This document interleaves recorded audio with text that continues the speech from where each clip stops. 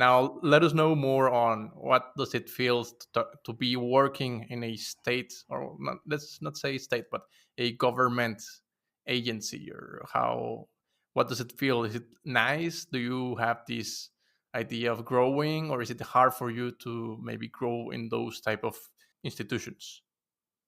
Honestly, it's right now, I think it's awesome. For starters, at least in my experience, I have a lot of competent coworkers, and that's something that really, really helps make the job easier.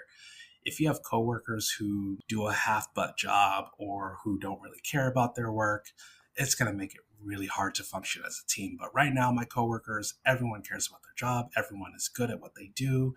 We talk, we learn from each other, we bounce ideas off each other. It's great. As for being in government, the job is relatively stable, decent benefits. Most importantly, the work-life balance is great. And that's something that I kind of underestimated, when I first began my career in government and moved to consulting. But that's something that you cannot underestimate because, being able to have time to yourself, being able to decompress or work on things, outside of work, it can really make the difference between being miserable or, just being burnt out or, working productively. I do kind of want to talk about the downsides of working in government as well, because I think those are also Important to consider. absolutely. And one of the big downsides is the lack of opportunity to explore different things. When I was at AECOM, I had the opportunity, if I wanted to, or if I fought really hard, I can work on projects, around the country. I actually did. One project I worked on had me traveling to, I think, 2 or 3 different states, different places, seeing different things. But you just can't do that working for the government. You're focused within either your city or your state. And then the other thing is salary and career progression. When you work for the state or for a local agency, your salary, the growth of your salary and the growth in your career is kind of stunted. You can only go so far without having to encounter more red tape. What exactly do you mean that it's not easy to grow there?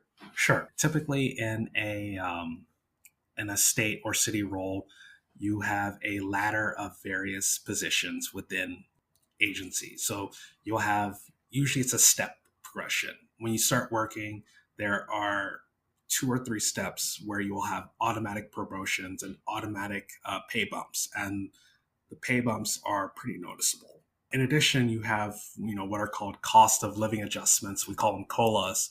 Your salary increases incrementally each year because typically a city or state job is a union job and the union negotiates pay raises, but the promotions, typically there's a bigger pay bump.